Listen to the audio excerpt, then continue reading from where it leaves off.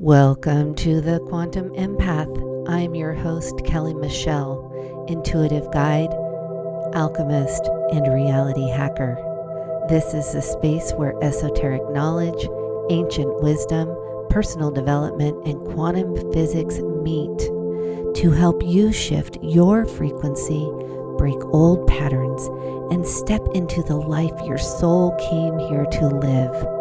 Let's expand your awareness, upgrade your energy, and create your dream reality, one episode at a time. Let's begin. I am having so much fun. This past week, I've been off of social media, and so my algorithm, it's interesting, but my algorithm has been serving me up movies at night. And so I had a really good run of movies that I'm going to share at some point. But today, while I was in the shower, my guides were showing me Charlie and the Chocolate Factory, the one that was recorded in the 1970s with Gene Wilder. And that little boy who had kind of long curly hair, that version is the version I saw in my mind's eye. And I could picture his grandparents sitting in the bed and they're scrounging up money to send Charlie to the store to get a chocolate bar and hopefully the golden ticket. And I was thinking about that, and I was thinking, as a small business owner, how much that correlates to what I was doing when I started my business, and how I had to break through this fear programming that I had been in my entire life.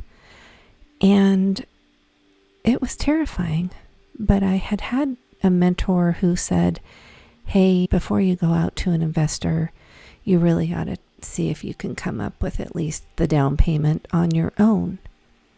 And I was thinking, oh my God, how am I going to do that? How am I going to come up with the money that I need to make a down payment on this harmonic egg? And I just remember looking at my IRA and realizing that, oh, wow. Thank goodness I was a conspiracy theorist, because I had put my IRA into gold and silver, and gold and silver actually did okay for itself. If you know, you know. And so I was able to take an early withdrawal from my IRA, and that was terrifying. I mean, talk about programming. I got to the point in my process where I was comfortable starting the business. I was comfortable with having some credit card debt, but I just wasn't sure how I was going to fund this.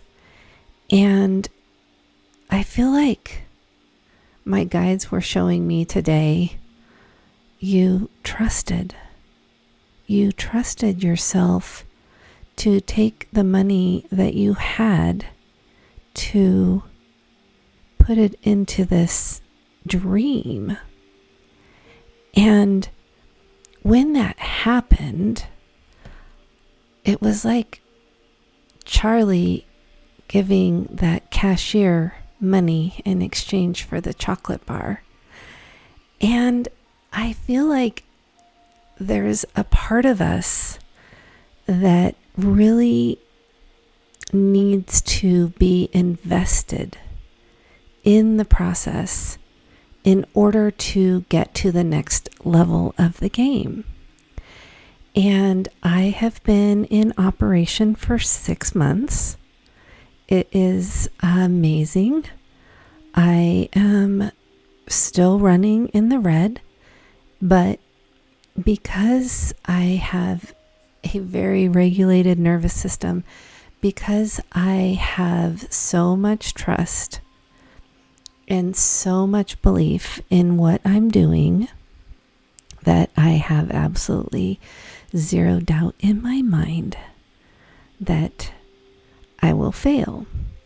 But I was thinking about how that part of the journey was very similar to the hero's journey of Charlie and the Chocolate Factory.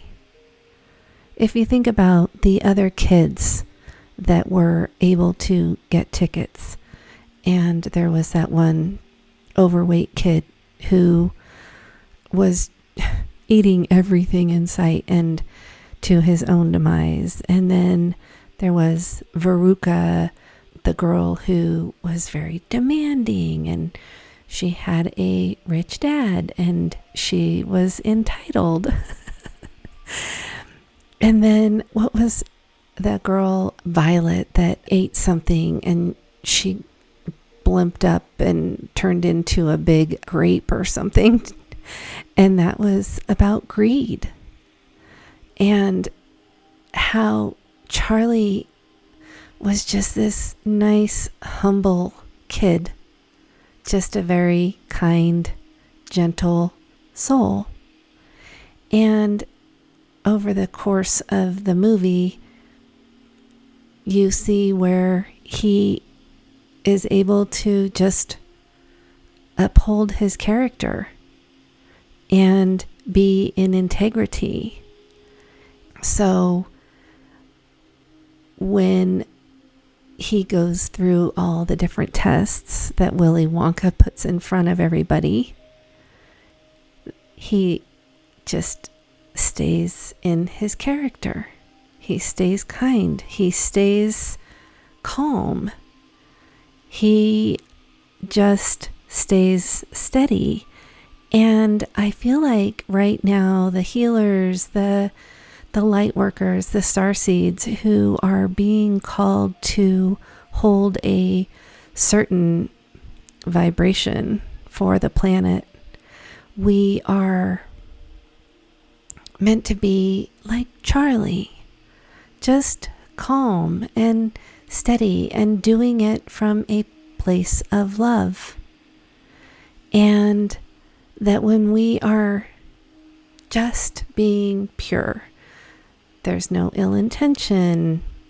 We are the same person on camera as we are off camera. We're the same person behind closed doors as we are out in public.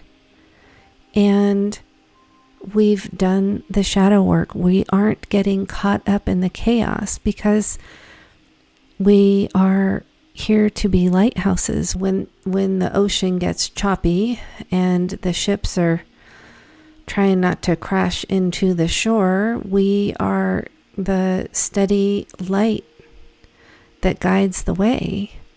And so I'm sure it's not a spoiler alert, but the whole Willy Wonka and the symbolism behind it, it's showing how in the end he is taken care of. He is gifted the factory.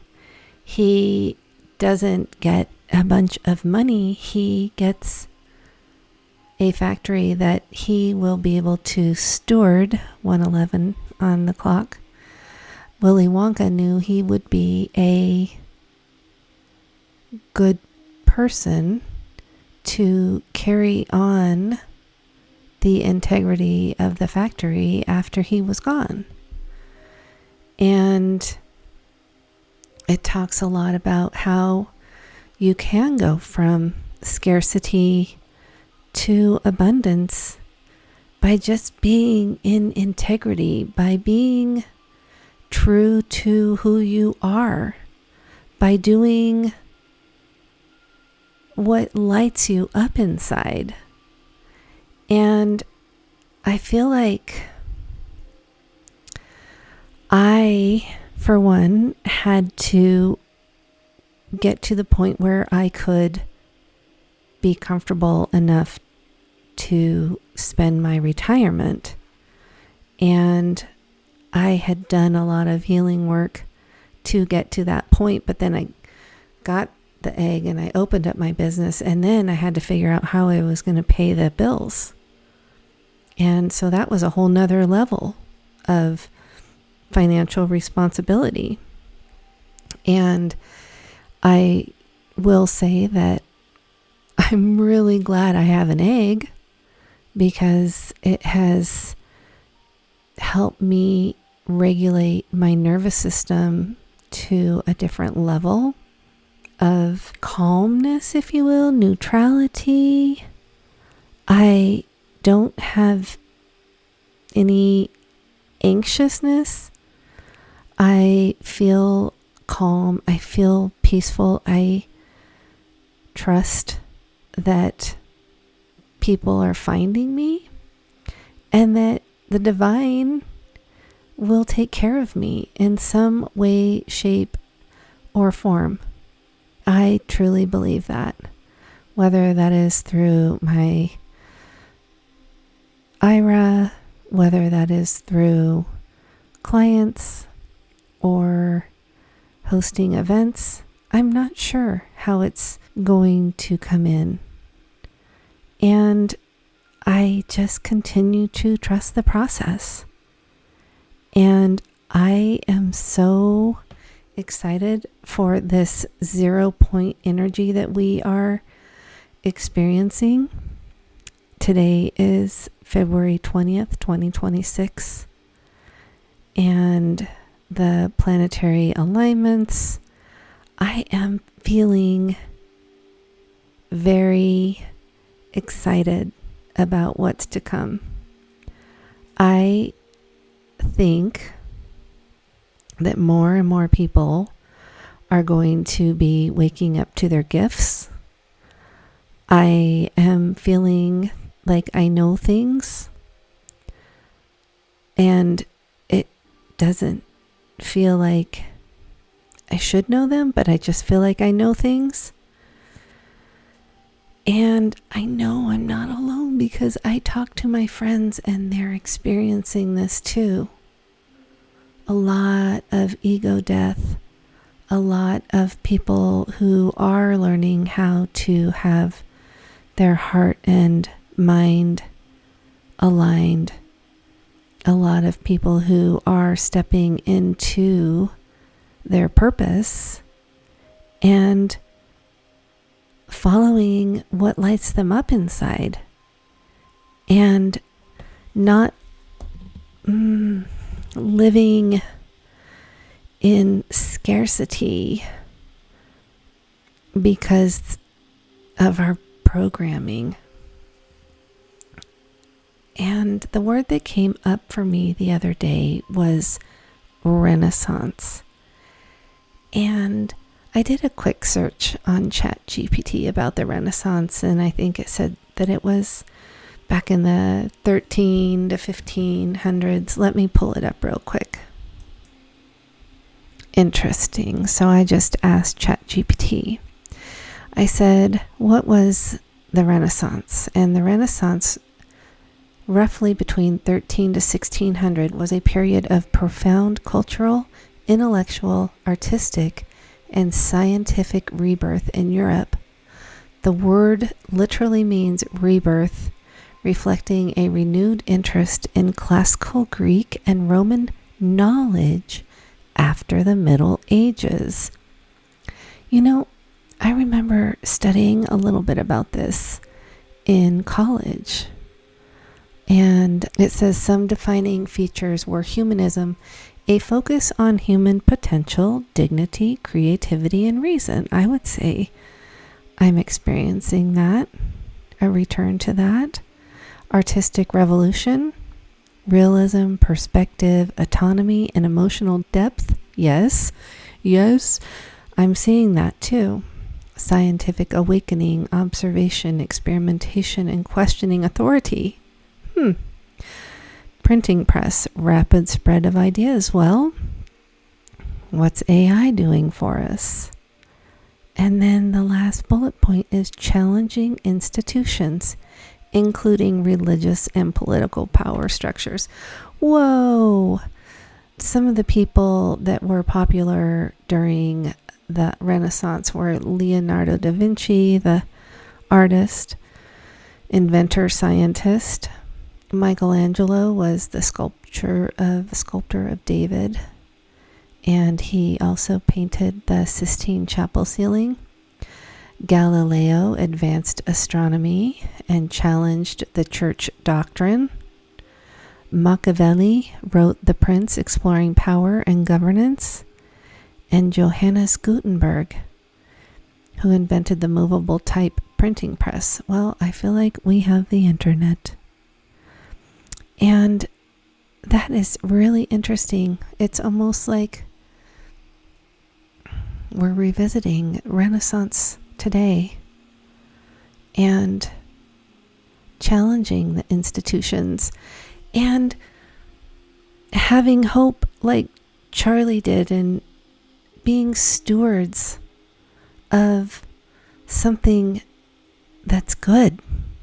And it kind of feels a little bit soapboxy and idealistic, but I think that's what 5D people are experiencing right now, because we have done the shadow work. We've gone down the rabbit holes. We've done the research, and we see through the system, and we've decided we don't really want to participate in that particular system, and that we want to be sovereign individuals and take our quality of life back. Start businesses, create, do art, make music, and, just make humanity good again. And my algorithm is attuned to all the good. And that's not to say I'm not bypassing anything, and I'm aware of the chaos, but I've done that chapter in my story, and I don't need to go reread the chapter. And this is for people who are still in that chapter. If you have been reading that chapter for a while, I would invite you to close that chapter and start looking at new information, new ways to look at the world, new ways to challenge yourself, to learn some different material, to learn astrology, or look into frequency healing, or look into Tartaria. That's the funnest. The mud floods, oh, that was fun. His story, I don't know. Do some upgrades in your research and find out what sets your heart on fire. Maybe try making art and see what feels good when you paint or draw or doodle. Maybe you are crafty and you want to do something like design t-shirts. Then try it. I mean, what's it going to hurt? You can still work a job and do something for fun on the side. And eventually, if you believe in yourself enough, you get to do the thing you think is fun, and you get to do it for a living. And that's what I'm doing. I trust the process. And if people have been doing this for millennia in secret societies, and we are taking this information back for ourselves, I'm here to tell you that you are the creator of your reality, and you get to decide, you get to call the shots at whatever level of comfort that you have. Could take you years. It could take a lifetime. It's all dependent on how you have processed everything and how much you have left to process. And it's a process, and everybody has their own divine timing. And I feel like I'm all over the board, but I really just needed to share. I'm only really allowed to make these recordings when they hit me, when they strike me. And I have recorded 2 other podcasts in recent weeks. One, the minute I tried to export it, the software crashed, and then I recorded a different one and my computer crashed. And so I always listen to Spirit. And I took both of those as a sign that wasn't information that I was supposed to be sharing at the time. Take this all as a grain of salt and trust that if Spirit wants it out there for you guys to hear, it's going to export and upload with ease. And I hope you are doing well. Welcome to the year of the fire horse. It's really exciting times. And I will catch you again in the next episode.